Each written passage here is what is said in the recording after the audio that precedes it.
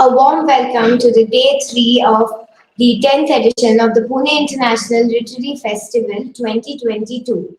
We now begin on a very happy note with an interesting conversation exploring historical and mytho fiction.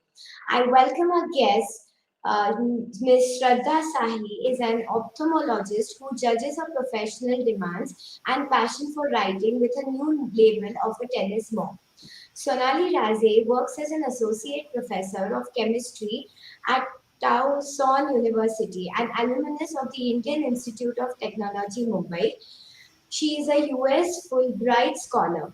Ashwini Sane is the author of the book with a dash of mythology. She is the author of a popular fantasy series for children. Vani Kaushal is an international author, a journalist, and a popular columnist. Vani has already been profiled by several international media houses. I request Vani Kaushal to begin this exciting conversation we are eagerly waiting for. Thank you. Thank you, Ruchad. Hi to all the panelists. A big Hi. hello to all the listeners who are listening to me and who are eager to get into the session. Just believe me if I say this. I'm so excited to be hosting this session, to be moderating this session. The topic is so interesting. It's called Exploring Women in Historical and Mythological Fiction. My name is Vani. I welcome you all, and I have three beautiful women here with me. I have Shraddha, who's the author of Tanaji and the Treasure Trail, Sonali, who's the author of The Empress of Indraprastha, and Ashwini, you've written a beautiful book. Please tell us the name because I don't want to miss it's a long name. Just tell us the name of your book. The Okay, Adventures of, yes. this is the book, and it's the adventures of little Kanya, the sonic reverberator. Wonderful. I wanted to hear it from your mouth, Ashwini, because it's like it's got such a sci-fi sound to it and it's got a female protagonist.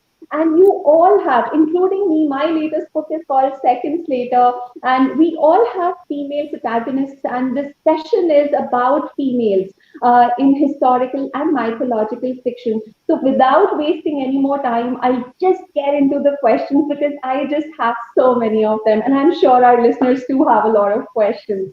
So, my first question is, and I think a very obvious question is, look, the women that you guys are writing about, you are writing about historical fiction and mythological fiction. You're writing in that space. I mean, these are not the women who are very relatable to us. Like that's what one perspective of this is because they were not allowed to travel as much. They didn't have the same value systems. They didn't grow up around that you could follow your passions and your goals and your desires the way we our parents allowed us. You all are so educated and all. They were bound to their families, to their husbands, and to their children. Now, when you all were looking for protagonists for your respective novels, and you all have written many novels, what was the compelling need to create your stories around a female protagonist, and that too, somebody who probably did not even dress up the way we dress up, who did not speak the way we speak? So that's my first question to you all. And if maybe Sonali could take that for us first, and then Ashwini, and then Shraddha. Please, Sonali. Sure. Thanks, Vani. So I genuinely believe that eons change, but the ethos doesn't. Right? The emotions, human emotions are timeless. They stay the same. जमाना बदलता है, लेकिन जज्बात नहीं बदलते. So you're right that women have faced different struggles throughout the ages. We have had but at the same time, we have had, scholarly women in the past. We have had Gargi Maitreyi, even as recently as in the 1800s. We have had Jhansi Ki Rani, who was a brave woman. We have had Ahilyabai Holkar, Savitribai Phule. All of these women went through a lot, but they brought a lot of social change. And so the point is, yes, the struggles have always been there. They have been different. even though the time has changed, the struggles have remained, but the struggles have been different. And women especially have adapted. People have been speaking up. Women have been standing up for themselves, doing something for the greater good, for society. As far as why this heroine, so Draupadi ki kahani to sab jante hain. Draupadi is like a total feminine icon, and she the number of trials and tribulations that she went through, you wouldn't wish it on your worst enemy, right? Despite that, um, the way she held herself, the way she spoke for herself, and also uplifted other people around her was something that really struck me. And she is my favorite mythological heroine. So that was my reason for choosing Draupadi. I'm curious to Wonderful. see what the others have to say. Ashwini, you are one of those people who believes in, I think, the goddess part of a female, and you've explored that in your beautiful novel. So I want to ask the same question to you. What do you think? Well, my book is about a little girl who's growing up, and the book is basically based on the stories of Kali or Durga or even Lilith. This Lilith also was a very independent lady, and so we don't hear much about her because of society. So my book is about a little girl. So and I just imagine, what if this goddess was small and she had problems of fitting into school, or had issues about herself, and being bossed around. So I took it in that direction in my book, because the struggles for all women and a girl child are the same. They haven't changed. In fact, in the past, the women have been very educated. I mean, like ma'am said, there is Maitri, there is Gargi. We hardly hear about her, and they questioned big rishis in on a stage, and they were told to just be quiet, don't ask too many questions that we cannot answer. So, so yes, and in India, and I mean, apart from the world and little bit in Greek mythology, we have women, very strong women like Helen of Troy and all that. They have been just an excuse for war, but they have played really important roles in in history actually. But it's been written by men, I guess, history and the rest of the stories, to make a little bit of just like, yeah, you better not get too old, go ahead of me. So that is my take on this. Shraddha, what do you have to say? At the What outset, sort of I'd like to heroine is telling for you? at the outset, And I'd like to thank yeah, I would all of like to you. mention to all the listeners that Shraddha, she likes funny and kick-ass women, right? Right. And I've you always yourself called I've tennis mom. always written about women. Yeah. Uh, Please No, go ahead. I think like Sonali said, the emotions remain the same, and I've always been fascinated by historical fiction. I'm a big Outlander fan, and I always enjoy stories written from the female point of view. And I think living in Maharashtra, especially in Pune, it's natural to find yourself attracted to the era of Shivaji and Tanaji and those brave warriors. So naturally, I thought, if I'm writing about that time, how if I write from the point of view of a young girl, she's a preteen, and the story is about how she helps Tanaji to win the Battle of Kondana. So I was attracted to the female who lived in that time, who was not necessarily following the regressive lifestyles, because she had such inspiring men and women around her. Because Shivaji's mother, Jijabai, as you all she was also quite a strong woman who brought up her son to lead the Marathas. So, such a girl, how would her thinking be? How would she face the challenges? How would she be inspired? I really wanted to put myself into that situation. And in spite of the strong warriors of that time, how would she bring her personality out? So that was what fascinated me. Wonderful, wonderful. I am, first of all, congratulations for choosing such strong female characters for your novel. And I have my next question follows from there. I think what Ashwini mentioned, I'll take it from there that most of this historical and mythological fiction is being written from a very male perspective because obviously a male was writing it. We've never heard, at least I haven't heard of a female, who's written a mytho or a historical fiction book or something. So when you went about researching for your books, how easy or difficult was that? And of course, you were reading every incident from a male perspective, and to get into the psyche of a woman, like what was happening to her, what was she feeling? How challenging was it for you? I'll probably start with Ashwini since you brought up that point, and then Shraddha and Sonali. Well, my book is for children, so you cannot be very heavy-handed, or you cannot give them a lecture that you should be this way and you should be strong woman.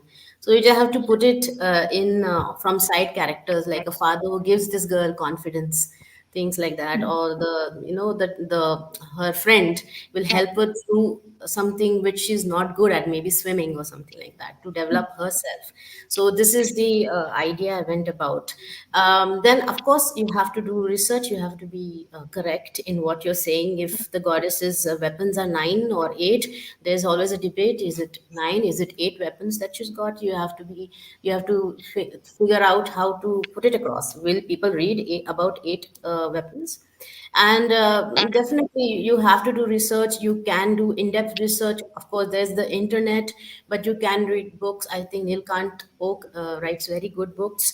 And there's in Pune we have a Bhandarkar Oriental Research Institute. They have really good books over there. And they really know what they have really read the books, and not as comics or books written by people who have not actually read the Ramayana, have not actually read the Rig Veda.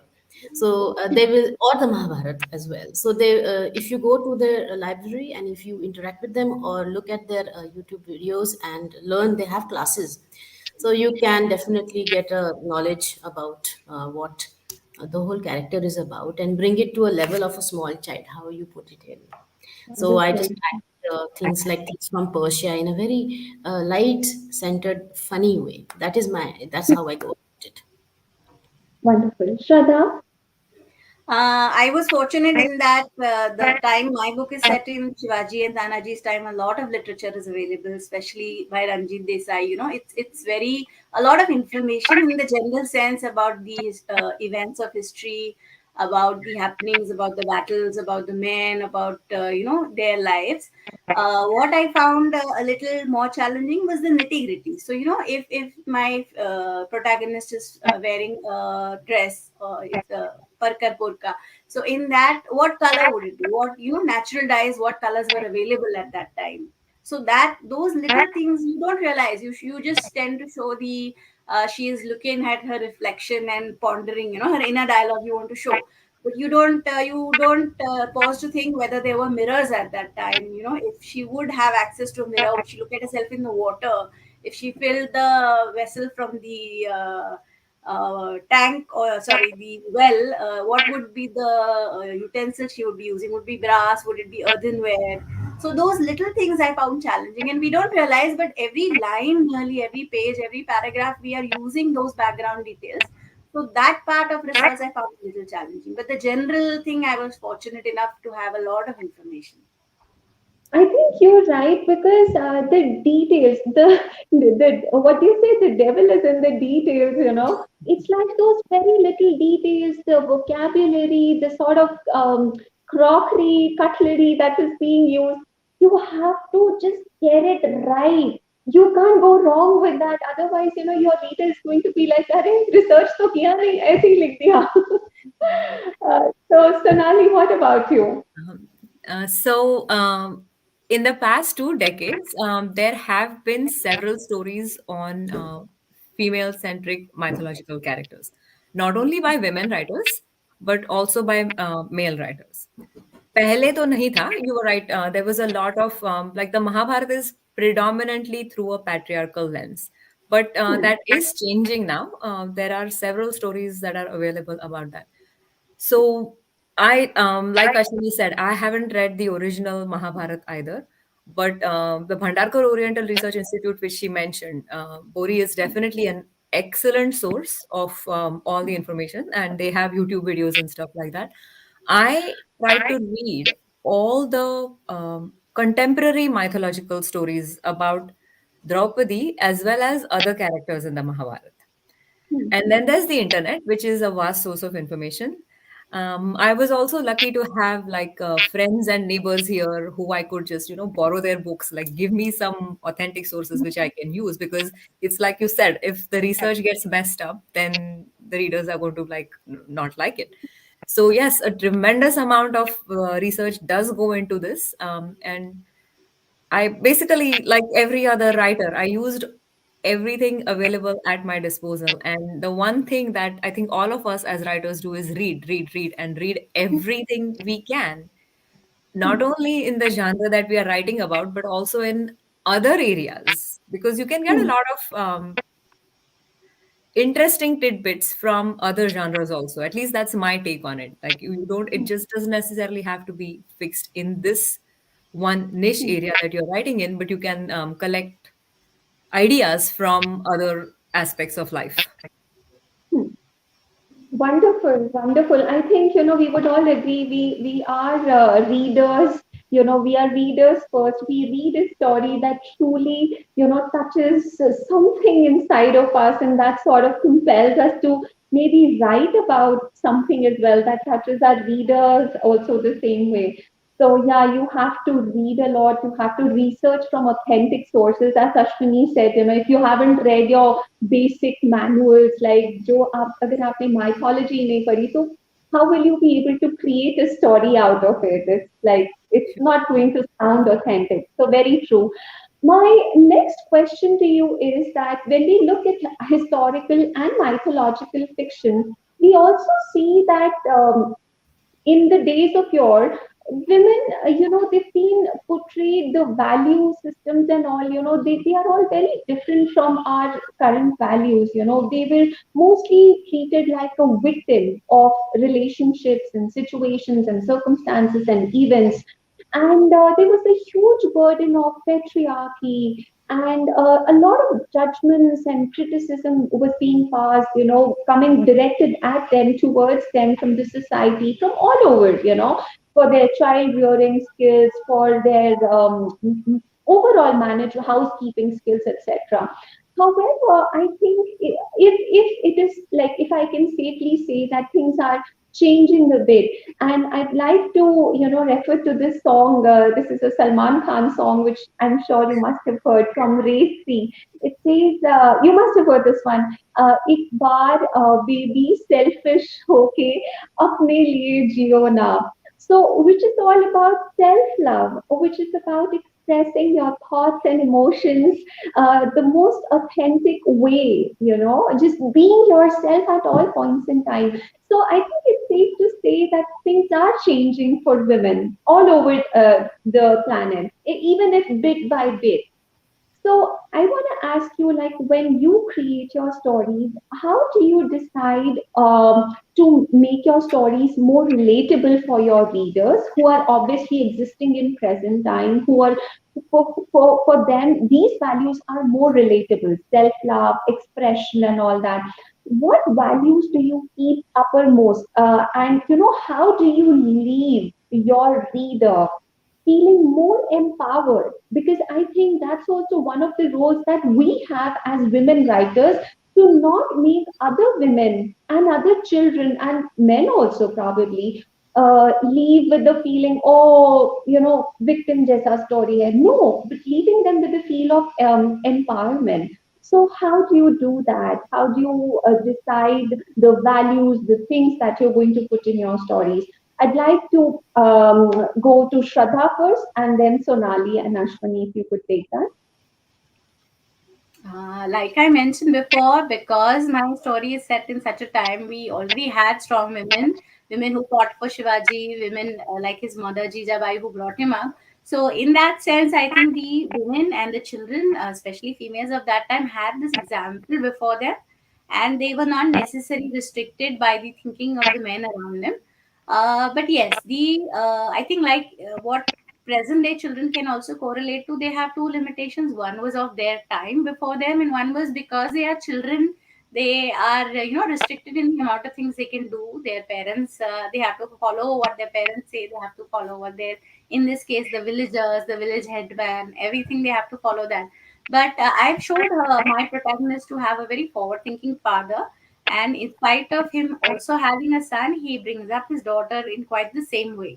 So he's a traditional healer, and she grows up wanting to emulate him. She does all the housework, she helps out in the field, but she also is a class apart from the other girls in her village. And she wants to emulate her father. She tries to learn about the herbs. She tries to, she tries to encourage the women around her to, learn fighting skills, so that if they have to defend their village. So in that way, I think children will identify, especially girls, can still, in spite of her character being set in the past, can find her to be quite inspiring. Wonderful, Sonali. I have the thing that you said about the victim mentality. I have deliberately, consciously tried to avoid neither demonizing nor deifying anyone, or not putting anybody as a victim, or as a especially Draupadi as a victim, or as a vengeful, vindictive person.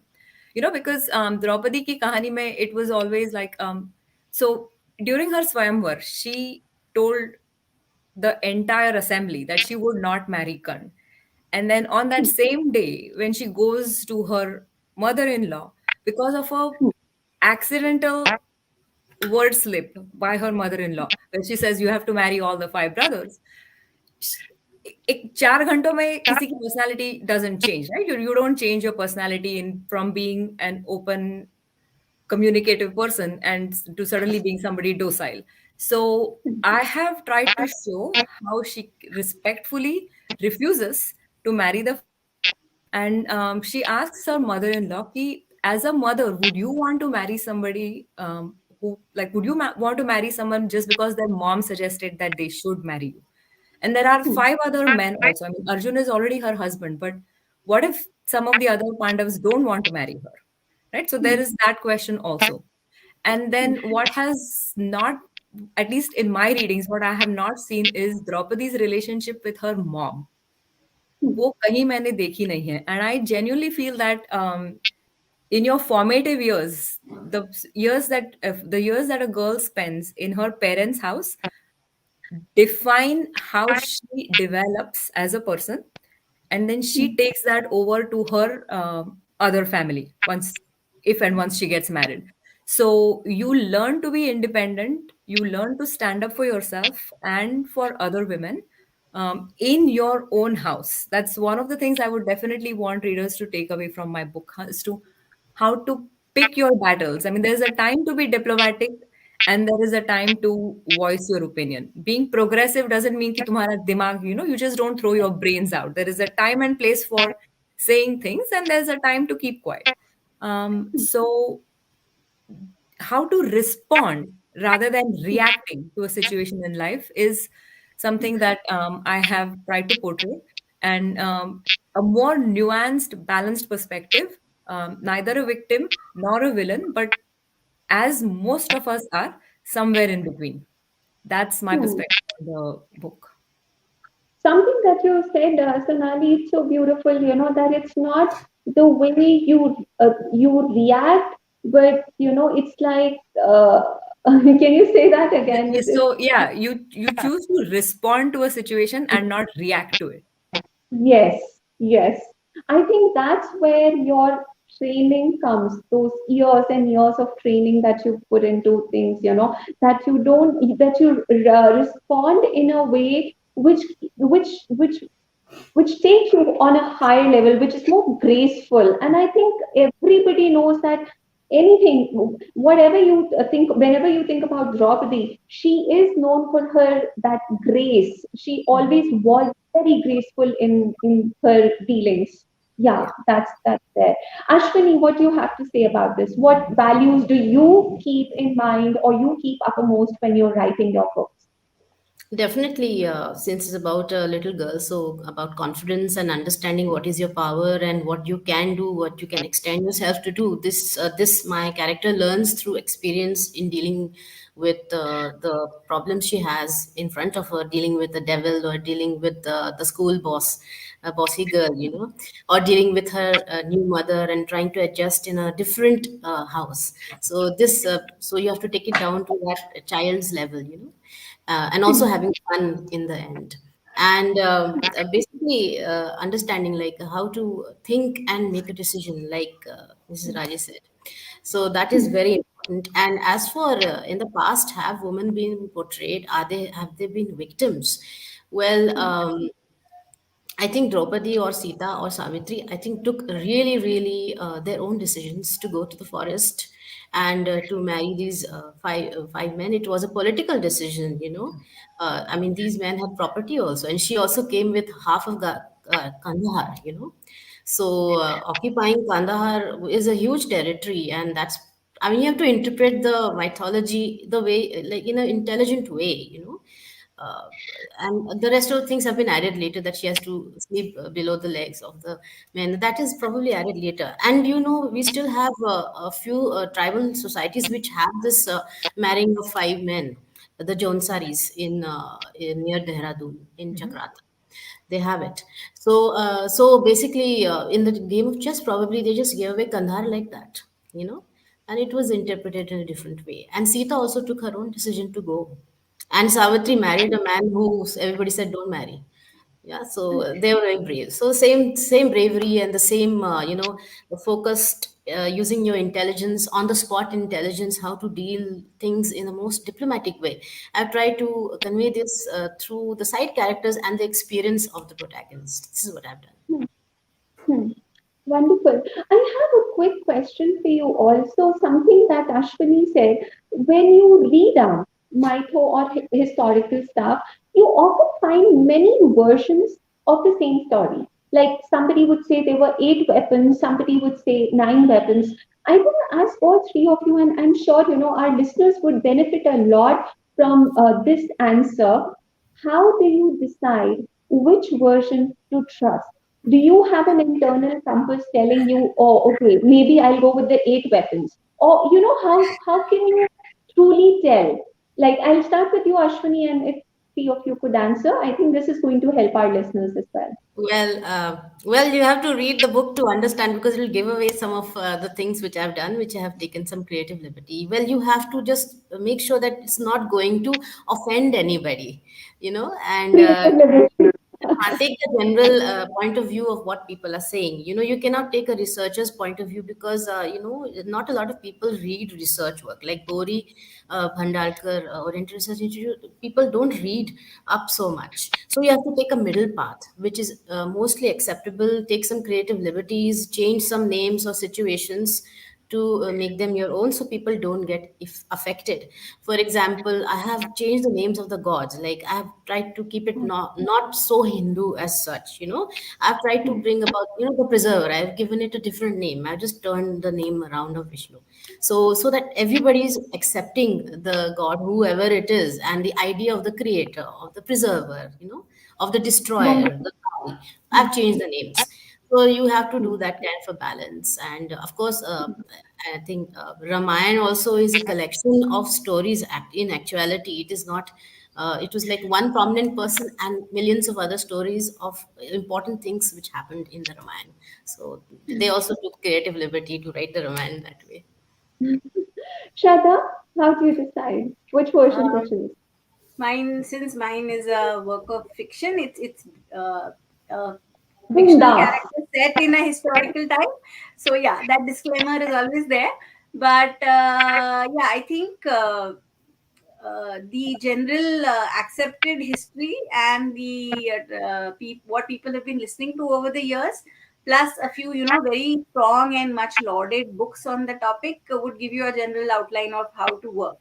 But yes, anything you say can be controversial in today's time. So I've especially the Shivaji's the atrocities which the Mughals committed and things which happened. So I try to toe the lines to what has been accepted so far by everybody, and not go out on a limb and say something really drastic. Sonali, what about you? Interesting. So, my approach has been very similar to both Shraddha and Ashwini. I've tried to take the middle ground. Yeah, you don't definitely want to offend anyone, but at the same time, my approach was because I had read up so many of the books on this topic. I just wanted to make sure that I didn't repeat anybody else's story. Hmm. Like people have to, there should be a reason why somebody would want to pick up this book. And that's why I chose to explore Draupadi's relationship with her mom or with Nakul Sahdev. Like they are lumped as one character. Like unko kabhi koi space nahi milti hai. So here, Sahdev and Draupadi's relationship has been flushed out. In the second part that's coming up, her relationship with the wives of with the other wives of the Pandavas, that's the focus of the second book. I can't give out too many details about that, but I have deliberately tried to stick to the original while making sure that I use, as you say, creative liberty. Otherwise, there's no point in telling a story, right? I mean, if I rehash the same thing that has been written over and over again, there is no point in writing what has already been done. So Yeah. at the same time, I don't want to hurt anyone's religious sentiments. I want to make sure that the original fabric remains untangled, and I put my own embroidery in that space. So that's been my approach. Nice. Wonderful. I have one question for all of you. So I think this has two parts. So I'll let you answer the first one and then I'll ask you the related question. It just came to me. When we talk about females from a historical and mythological perspective, I think one thing that just comes to mind is feminism. And first of all, I'd like to ask you what feminism means to you. And why I'm asking that is because today we talk a lot about feminism, okay? But mostly I think it is misunderstood because it's come to mean something as hating men or just rubbishing them, whatever they think. I don't think it is that. This is my personal opinion. So I want to understand what feminism means to each one of you. And secondly, I want to understand because you have read so many texts in historical and mythological fiction, uh, how much of those feministic ideas and values do you find in our old literature? And is it really inspiring for us to look at that? When we talk about feminism, did it promote feminism in any way? If that's what it means. So yeah, I mean, this is like I probably Sonali could take this first. So two parts: feminism, what it is for you, and secondly, how do our old texts promote this idea, or they don't promote it? You can have either opinion. My definition, so it's like you said, feminism is a very tricky term, and there is this population which thinks that okay, feminism matlab men can't do anything or women can always do things better than men. But my Hmm, definition of feminism is somebody who stands up for what she believes in respectfully and hmm, empowers other women hmm, along with herself. So hmm, it's all about empowering collectively. It's not just about like putting somebody down. It's more about gender equality in my definition, where whether it's in the workplace or whether it's at home, you create equal opportunities, and women and men are equal partners in anything that they do. So that hmm, partnership has to be there. And as far as whether the old texts had it, um, it's every reader's interpretation as to how you choose to see it. Some people prefer the strongly patriarchal dharmic view of a woman, like Sita was this woman who was very subservient and she listened to Ram. But then there were so many instances where she was a silent warrior, where she didn't go begging to him to take her back. When she was discarded, she just went her way, didn't question, did nothing. So it's that to me is the strength of being a true stalwart of women. Hmm. So that's my Hmm. definition of feminism. I'm very curious to hear what the others have to say. Ashwini, can you go next? With regards to feminism, I think basically you should have women should feel strong about themselves, and they should know the rights, and have the confidence to say no when you have to say no. And I feel that it is also up to the women to encourage their sons and their daughters also, for daughters to get more confidence and know their rights as well, and what they can achieve, and to the boys that they have, that how to respect women, and how everything has to be in a balance. It's a balanced relationship between men and women. It's not definitely male bashing, because all human beings are imperfect, isn't it? So we are all imperfect. They have their problems, we have our problems, and even the roles that we play, you have to accept that if the man wants to stay at home and you have to work, then you should accept that. And if someone's relationship is like that, you have to respect that as well. You cannot gossip behind and say, oh no, how is this possible? So it's a gender balance and role balance, basically. Most women can do most things, like men and women, they can do equally, my husband is in the army, and we have women, soldiers and officers as well, and they can do most things. But it's just that some things physically it's not it's a little difficult. People, that's otherwise you can do it. We have the Amazonian warriors, females. They have found their Hmm. skeletons as well, who were riders and good archers. So it's about balance and equality. Hmm. And And your second and question? my The second second, question was, do you feel that we can look at our historical and mythological fiction and feel like it supported feminism and the feminism ideals and all those things? yes, the How fact that they, inspiring! yeah, like I said, the fact that they were allowed to do swayamvar was it was an important thing. And Sita also, when she was captured and taken to Sri Lanka, I suppose, she was also, when she spoke to Hanuman, she also said that I hope that you will come over the waters, because it's a little difficult. I hope you'll get the armies, and she was giving information how to get there. It was not, oh, my husband, I'm so. It was not like that. And there are other things also. So many, like Kaikei was a warrior as well, and she had saved her husband. So she took that. She got that vow that my son only is going to rule.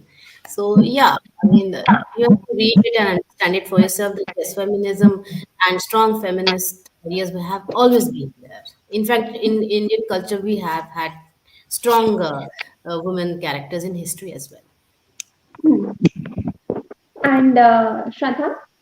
Yeah, I totally agree with both my co-speakers. I think feminism is not equality; it's celebrating the difference and being respectful of the other as well. I think basically my take on it is you stand up for yourself, stand up for your beliefs, don't put the other one down, but be unafraid to live your life by on your own terms.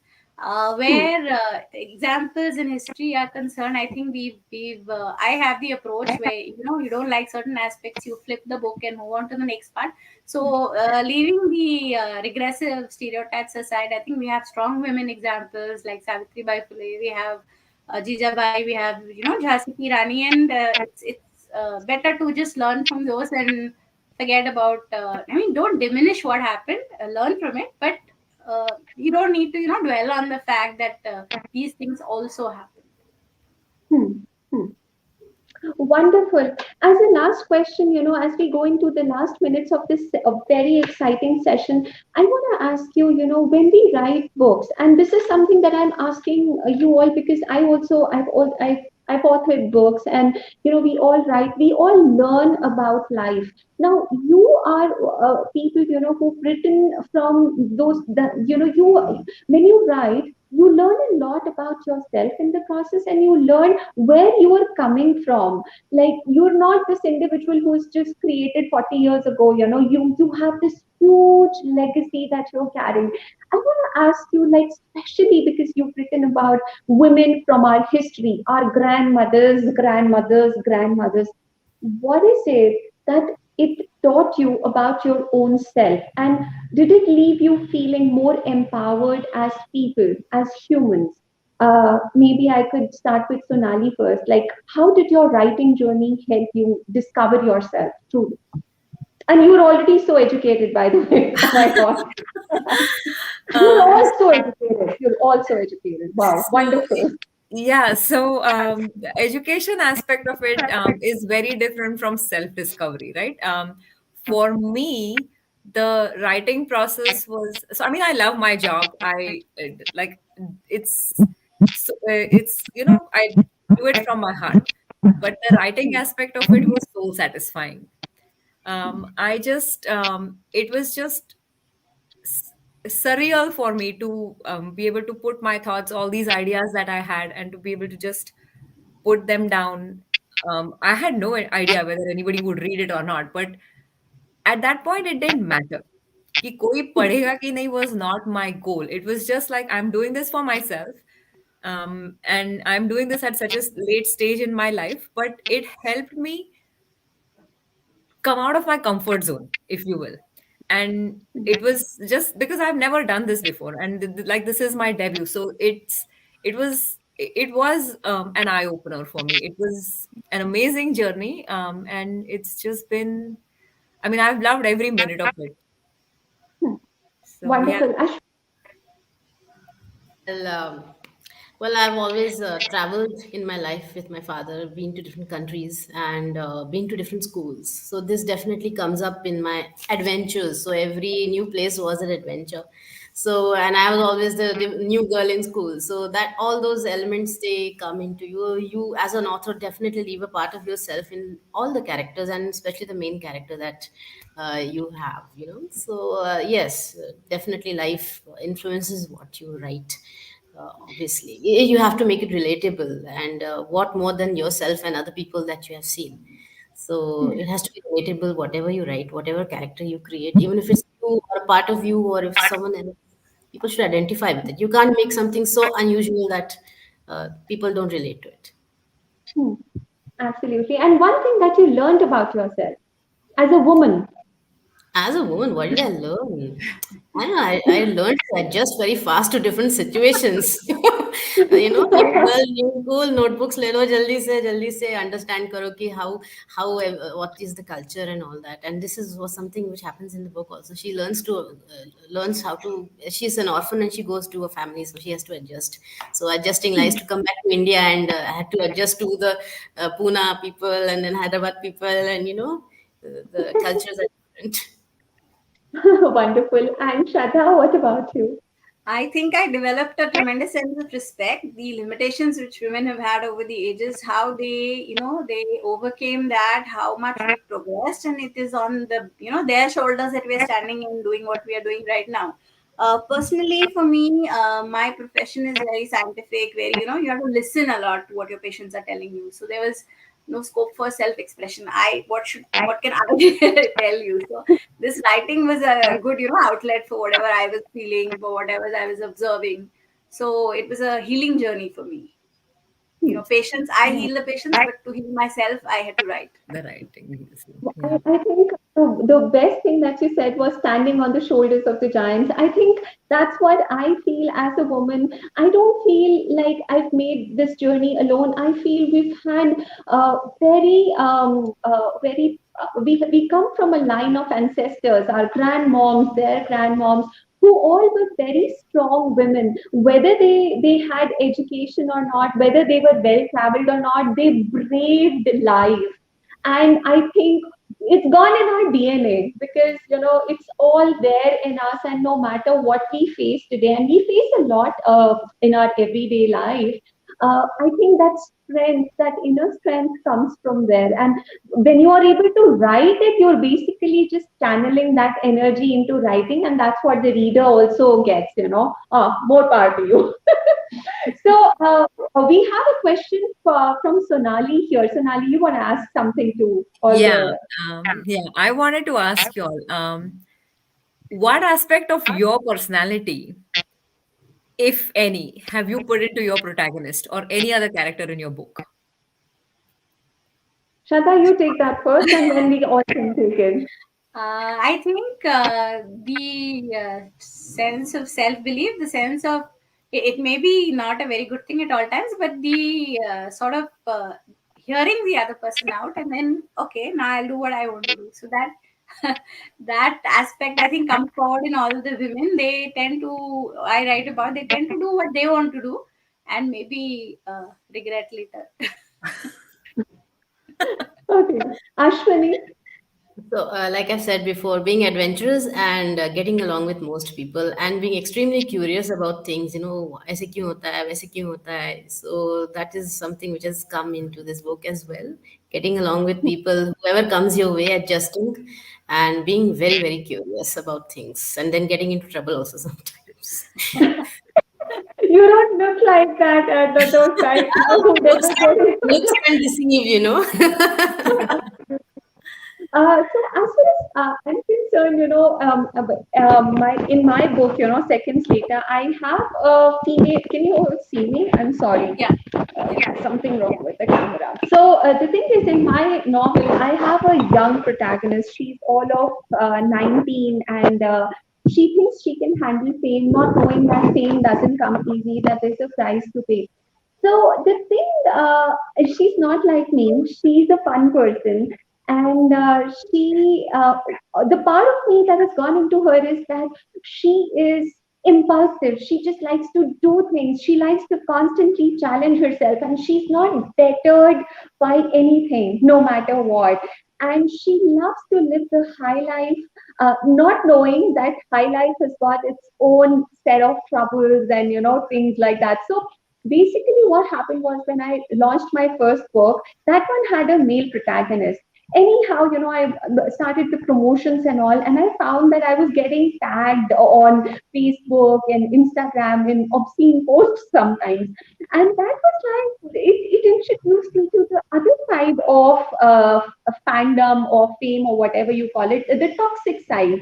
And that's what this book is all about. That's what my protagonist is essentially dealing, and how she comes out of it is what this book is all about. So yeah, that's the part of me that's gone into her. But otherwise, she is more students, more independent than I ever was. She's more, she has more self belief. She has more charisma than I could ever think of. So yeah, in those ways, she's completely. I've taken a lot of creative liberty to create her. So yeah. I think we are Sonali, able to what live, about you? we are able to live the lives we want to lead through all these Through our characters.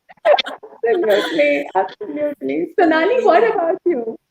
So I think I have put my over analytical, overthinking brain in Draupadi. Like कुछ हो जाता है, so then I think कि why did this happen this way? What could I have said? Like, I just overanalyze situations sometimes way too much. One of the things I will say though, Draupadi has always been impulsive, and unfortunately, I share that trait. Like sometimes I say things without thinking through. So I do share that with my protagonist. So those were the things that I had. I just thought it was interesting, and I was curious if other authors also put a part of themselves into their writing, or if they can relate to their characters somehow, and how Can they I did ask it. a question? Sure. Have any Yes, of you ever written from a male point of view? No. I have. My first novel was from a male perspective, and initially I struggled a lot, but then somehow it just came to me so easily, and I had so much fun writing it. And in fact, in seconds later also, so what I have done is everybody has a different voice. My a female protagonist has a different voice, and there are three male characters, and they all have different voices. So you can say that, I love juggling between them, because after all, they're all humans, and they have the same flaws. And the more flaws they have, the more fun it is to write about them, because that makes them human. And it's just crazy interesting. Yeah, I have a last question for all of us. all of us, and we are just a couple of minutes, we'll just end the session, but we're all writing books. And I want to ask you, and especially because you're writing historical and mythological fiction, how much time do you spend on research vis-a-vis writing? And are there points in time in your journey where you're like, I can't do this anymore. Like, I really want to give up. So, how do you come out of that phase? So, I want to ask Sonali first, and then maybe Shraddha and Ashwini. So yeah, there have been times when I was just like, okay, this is getting too much because I have a full-time job, abhi ye sab, handling everything. It's getting a bit too much. But then once I start writing, I just completely lose myself in it. And like I said, I have done a little bit of research, but at the same time, I desperately wanted to give my version of the story also.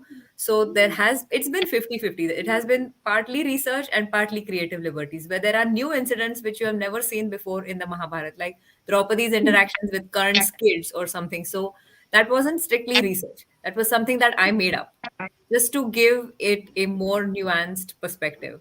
So it's both research as well as creativity. Yeah, wonderful. I And think for me, I go in terms of, like theory first, then practicals. So I tend to read up all there is to read about fiction, non-fiction, about the subject, as deep as I can go. And then I start writing, and as and when I come across, loopholes or questions, then I go back to the research and then I look it up. So that's sort of my approach. I do find it difficult in the sense, I have to be very, scientific thinking in my profession. And when you write, you have to be a little, lost, a little in the dreamy world. So, straddling both those, sometimes, I have to think that, where am I and what am I doing sometimes. So that is the only tough part. But otherwise, I enjoy the research. I think it's like studying. So it comes easier. and Ashwini, you? Well, what I do is once I got the idea, I plot down points and then I start writing. Of course, in my head, I do have an idea of what it's going to be. And of course, I do the research work as I start to write. If I don't know something, I go back to it, like ma'am just said right now.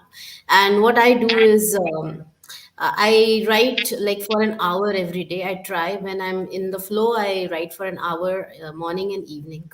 And I write for like a week and then I stop. I make it a point to stop sometimes. So that's what I do. I do this stopping in between is really important to get the creative juices again. Otherwise, it gets really redundant.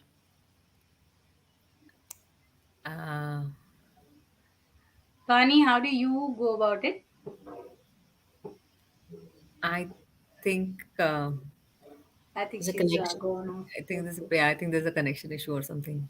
Okay. But yeah, Oh. I mean, I do that too. Like I take deliberate breaks. Otherwise, it can get really overwhelming and walk Mine away is from reverse. it. I have to push myself to start sometimes. That takes me Yes, long. yes, yes, yes. It's really important to refresh your mind. Do something else. Go for a walk. Play tennis. I play a lot of tennis, so I do tennis, and then I start to write after some time. You have to take that break. You have to. Yeah.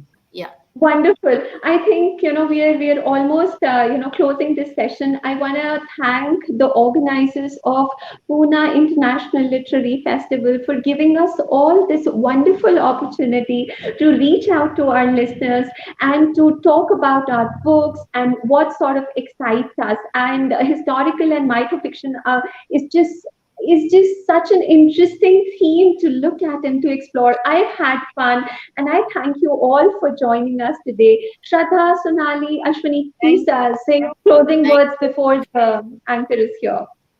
Thank you all for this wonderful, amazing session. I learned a lot. It was really illuminating talking to all of you.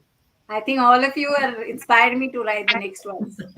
No, I'm really happy to be here interacting with like-minded people. You get so few of them, I know. that is the thing.